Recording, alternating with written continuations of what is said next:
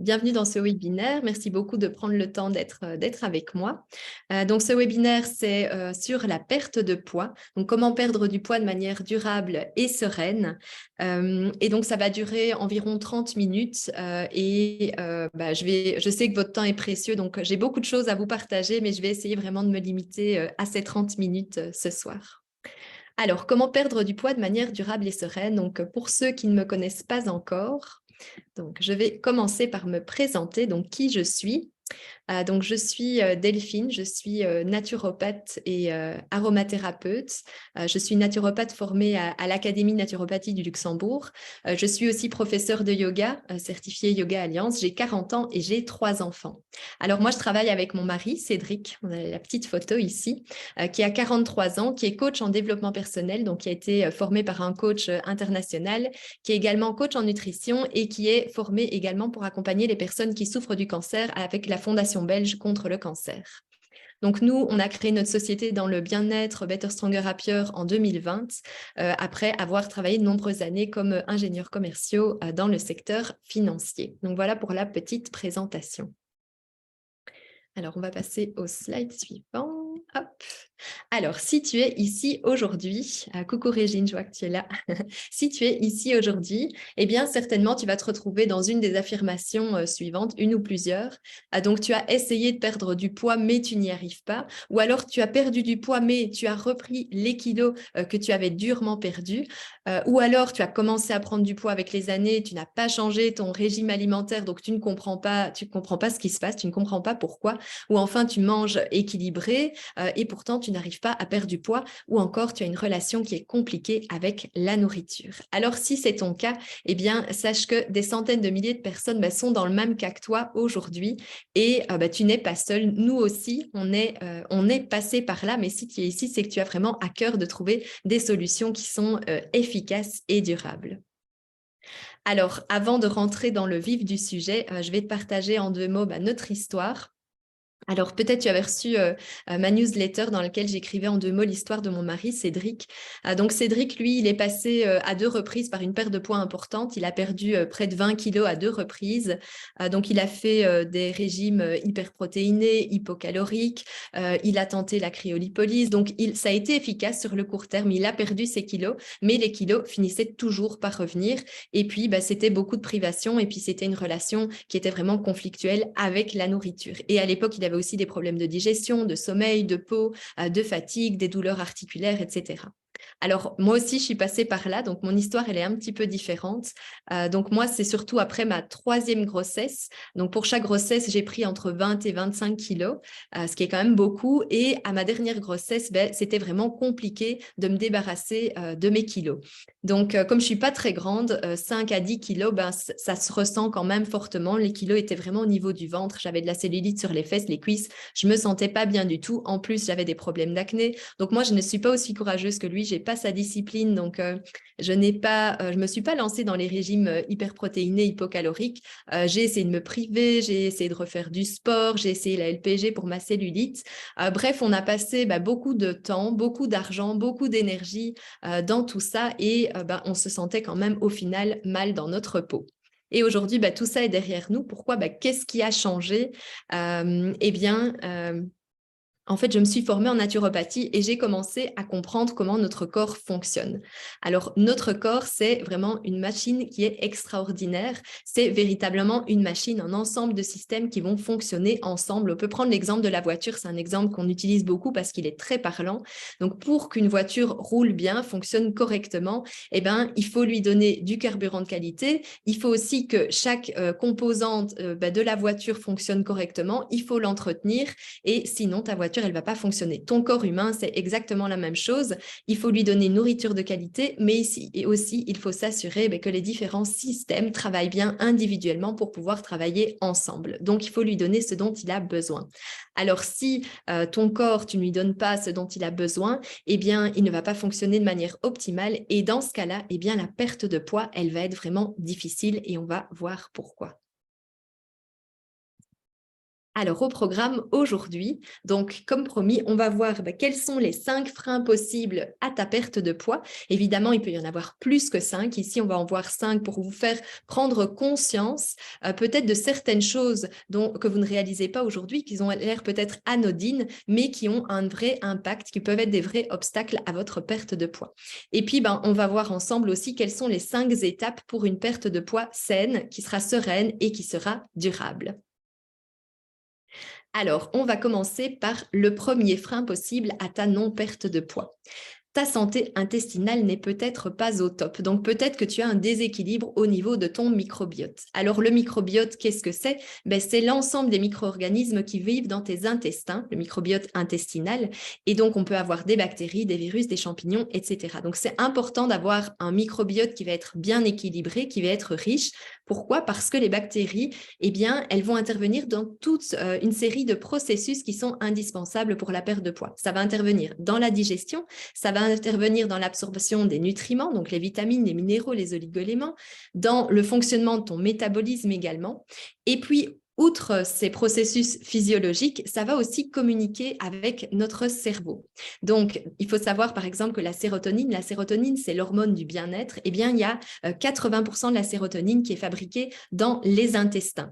Donc, la sérotonine, quand on manque de sérotonine, qu'est-ce qui va se passer? Eh bien, en fin de journée ou quand on a une petite déception, eh bien, on va avoir besoin de se réconforter et on va venir chercher du sucre. On aura des compulsions glucidiques. La dopamine, c'est l'hormone de la joie de vivre, de la mémoire, de la concentration, et celle-là, elle est fabriquée à 60% dans les intestins. Donc, on comprend que lorsqu'on a un déséquilibre au niveau du microbiote, eh bien, ça va être compliqué de perdre du poids, non seulement au niveau physiologique, au niveau de comment notre corps va fonctionner, mais aussi au niveau des messages que notre cerveau, donc au niveau de notre comportement avec l'alimentation. Alors, c'est quoi les causes d'un microbiote qui va être déséquilibré, d'une santé intestinale qui ne va pas être optimale? Eh bien, c'est la mauvaise alimentation, ça peut être aussi les médicaments, ça va être le stress, ça va être la pollution, ça va être la sédentarité. Et donc, c'est tous des facteurs auxquels nous sommes très souvent soumis aujourd'hui avec notre mode de vie actuel. Et donc, tu comprends facilement du coup que le microbiote, la santé intestinale, c'est vraiment un axe qui est prioritaire à travailler pour ta perte de poids. C'est vraiment la clé de voûte de ta perte de poids. Alors, on va passer au frein numéro 2. Est-ce que tu manges suffisamment? Donc ça, c'est une vraie question quand on parle de perte de poids, parce que si tu n'apportes pas les bonnes choses à ton corps en suffisance, eh bien, ce sera impossible pour lui de bien fonctionner. Donc, on va prendre un exemple de régime. Qui dit régime dit privation, dit restriction, dit limitation. Donc, si tu te limites, si tu limites par exemple les glucides, eh bien, tu auras peut-être un manque de sérotonine. Et on l'a vu juste avant, si tu as un manque de sérotonine, ça va créer quoi? Des envies de sucre. Et donc là, on rentre dans un vrai cercle vicieux. Si tu te limites en protéines, eh bien, qu'est-ce qui va se passer? Tu auras moins de muscles. Si tu as moins de muscles, eh bien, tu as plus de masse grasse. Si tu as plus de masse grasse, eh bien, ton métabolisme, il va se ralentir. Et qui dit métabolisme ralenti, dit également la prise de poids. Alors, si tu manques cette fois de lipides, de bons gras, à nouveau, ça va être un frein à la perte de poids. Si tu manques de micronutriments, donc ici, on va penser au magnésium, au zinc, à la vitamine D, notamment dans la gestion du poids, eh bien, ça aussi, ça va être un obstacle pour ta perte de poids. Donc, c'est important de comprendre que si tu ne donnes pas suffisamment de bonnes choses, ton organisme, en fait, il va se mettre en veille, il va se mettre en mode veille et puis il va fonctionner au ralenti. Alors ici, j'avais envie de partager avec toi l'histoire de Émilie qui a 29 ans. Donc Émilie, elle était en surpoids. Elle a suivi plusieurs régimes, mais à chaque fois, elle reprend les kilos qu'elle a perdus. C'était beaucoup de régimes privatifs, restrictifs. Et là, elle a voulu suivre un accompagnement d'1 mois parce qu'elle voulait apprendre à savoir comment bien manger et puis à ne plus faire le yo-yo. Alors, le petit truc avec Émilie, ce qu'il faut savoir, c'est que elle a beaucoup de mal avec les fruits et surtout avec les légumes. Elle n'en mangeait pratiquement aucun. Alors, après 1 mois, même si ce n'était pas son objectif initial, elle a perdu une taille de pantalon. Et puis, ce qui s'est passé, c'est qu'on a mis en place des petites choses en fonction de ce qu'elle aimait. Elle a découvert de nouvelles façons de manger les légumes, de faire les courses. Et puis, surtout, on a ramené de la vie, on a ramené de l'abondance, on a ramené des nutriments dans son assiette. Du coup, qu'est-ce qui s'est passé? Elle a récupéré plus d'énergie, un corps plus tonique et surtout maintenant, eh bien, elle a la confiance de savoir que elle sait exactement ce qu'elle doit faire pour faire fonctionner son corps correctement et ça, même quand elle a des petits excès au niveau alimentaire. Alors, le troisième frein possible, je regarde quand même le temps, parce que comme j'ai dit, je sais que votre temps est précieux. Alors, si tu as des freins hormonaux, eh bien, à nouveau, ça va bloquer ta perte de poids. Alors ici, on va parler de deux types d'hormones qui sont vraiment clés dans la gestion du poids. À nouveau, on va d'abord parler de l'insuline. Alors l'insuline, c'est une hormone clé dans la gestion du poids. On peut imaginer que c'est comme une petite serrure qui va permettre en fait au sucre de notre alimentation de rentrer dans les cellules pour qu'elles puissent l'utiliser. Et donc, on l'appelle aussi l'hormone de stockage. Et ce qu'on veut avec notre insuline pour qu'elle fonctionne bien, c'est qu'elle soit bien sensible. Tu as peut-être déjà entendu parler d'insulinorésistance. Donc, nous, ce qu'on veut faire ici, c'est s'assurer que ton insuline, elle fonctionne bien parce que si ce n'est pas le cas, eh bien, tu auras une prise de poids ou une non-perte de poids ou des fringales. Donc, c'est vraiment primordial d'en prendre soin. La deuxième hormone dont je voudrais parler maintenant, ce sont les hormones thyroïdiennes. Donc la thyroïde, c'est une petite glande qui se trouve ici en forme de papillon à la base du cou. Et à nouveau, les hormones thyroïdiennes, elles sont clés dans la gestion de notre poids. Pourquoi? Eh bien parce lorsqu'elles ne fonctionnent pas bien, eh bien notre corps il va stocker du gras, même quand on va diminuer nos apports alimentaires, quand on va réduire notre assiette. Lorsqu'on va faire des régimes restrictifs à répétition, par exemple, eh bien notre thyroïde elle va s'affaiblir et les hormones thyroïdiennes vont moins bien fonctionner. Et qu'est-ce que ça va faire? Ça va à nouveau ralentir notre métabolisme. Et on l'a dit, ralentissement du métabolisme égale prise de poids également. Et donc, notre thyroïde, les hormones thyroïdiennes, pour pouvoir bien fonctionner, elles ont besoin de micronutriments, par exemple l'iode, le zinc, le sélénium. Donc, c'est important d'identifier si tu as des freins hormonaux en termes d'insuline, d'hormones thyroïdiennes, pour pouvoir venir agir dessus naturellement. Alors, le quatrième frein possible à ta non-perte de poids, c'est l'inflammation. Peut-être on va déjà clarifier ce que c'est l'inflammation et quel est son rôle. Donc l'inflammation, c'est un processus qui est positif, c'est un processus qui est naturel et qui a pour objectif, lorsque ton corps subit un trauma, subit une agression, eh bien il va avoir pour objectif de détruire cet intrus, détruire cet agresseur et ou de réparer les dégâts causés par l'agression. Donc c'est quelque chose qui est positif. Ça devient un problème lorsque l'inflammation, elle devient chronique, ça va favoriser une prise de poids. Pourquoi? Eh bien pour le dire de manière très très simple, lorsque ton corps il est occupé à se battre contre un agresseur ou à réparer des dégâts, ce n'est pas le moment de déstocker, il va garder ses réserves. Donc ça, c'est pour le dire très simplement. Alors les causes d'une inflammation chronique, à nouveau, on y est très souvent soumis puisque c'est le stress ou un déséquilibre du microbiote. Et on l'a vu, les facteurs de déséquilibre du microbiote, c'est quelque chose que la plupart d'entre nous, eh bien, on connaît très bien. Alors, les conséquences d'une inflammation chronique, c'est quoi? Eh bien, ça va favoriser l'insulinorésistance. Donc, on a parlé de l'insuline juste avant. Et donc, à nouveau, on va stocker. Ça va diminuer notre métabolisme. On va brûler moins de calories. Ça va augmenter notre appétit. Donc, on aura envie de manger plus. Et à nouveau, ici, on va parler de la masse musculaire puisque ça va venir affaiblir notre masse musculaire.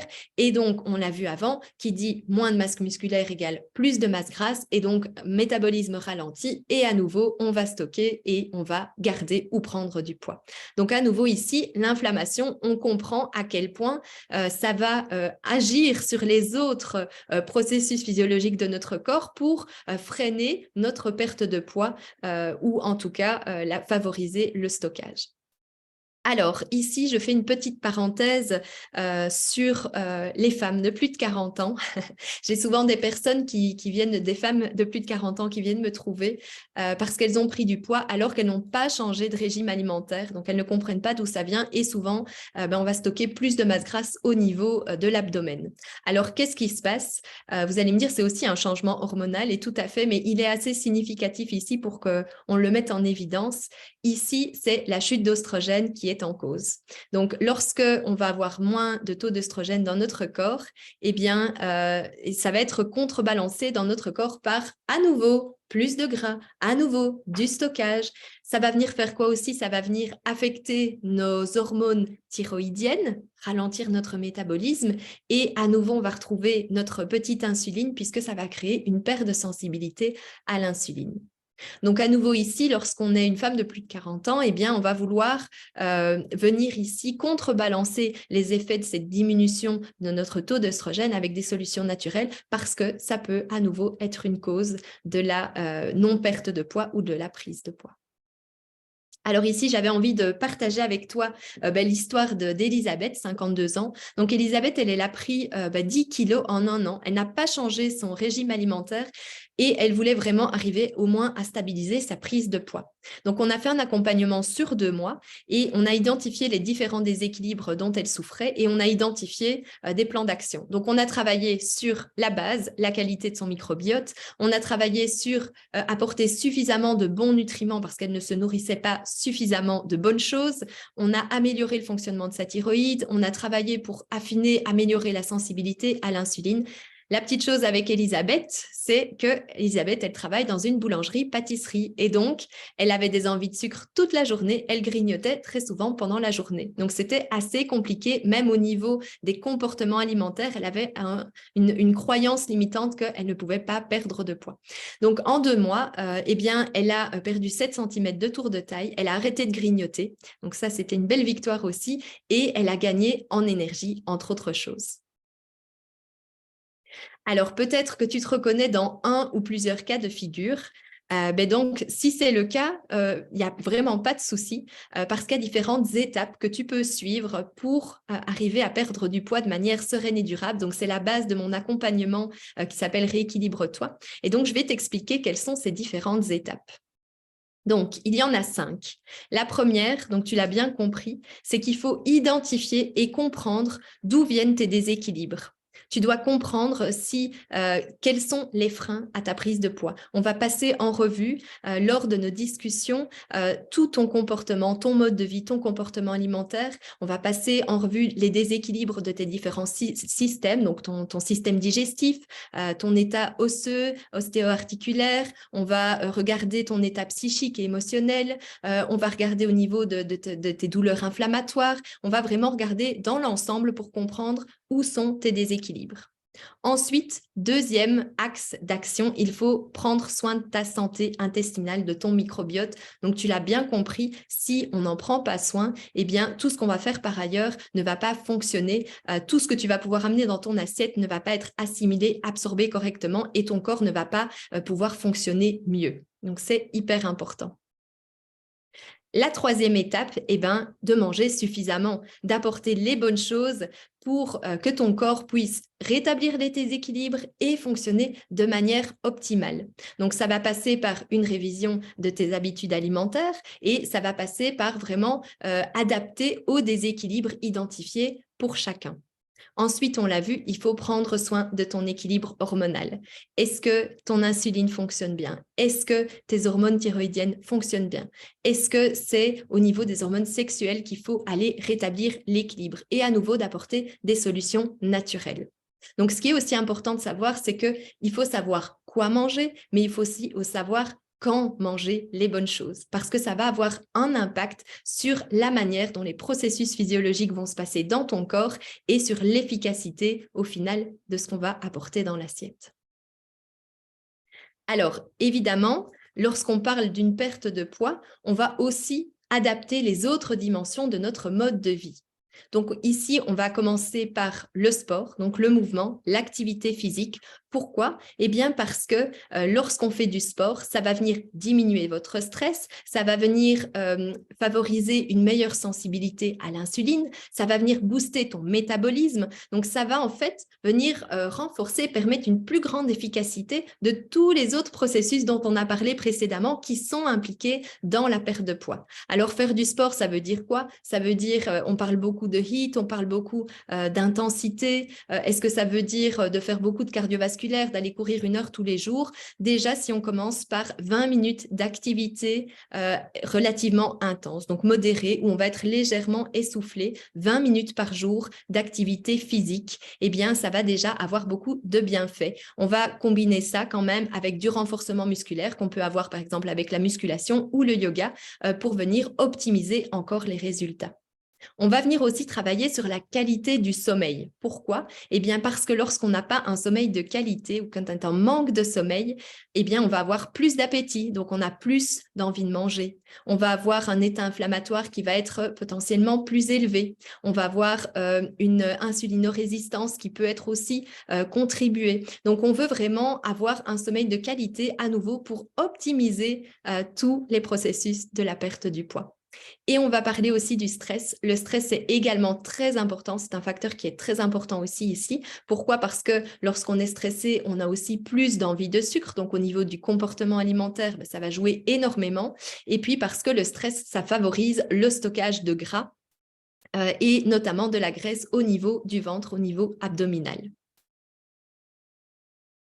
Alors, on a vu ensemble eh bien, quels sont les 5 freins possibles à ta perte de poids. On a vu quelles sont les 5 étapes d'une perte de poids saine et durable. Alors, souvent, j'ai la question, est-ce que c'est un régime contraignant? Alors, tout d'abord, ce n'est pas un régime. Donc ici, je ne vais pas te demander de peser tes aliments, de compter tes calories. Ici, il s'agit simplement de ramener les bons aliments dans ton assiette au bon moment pour que ton corps fonctionne de manière optimale. Alors, comment se passe l'accompagnement en pratique?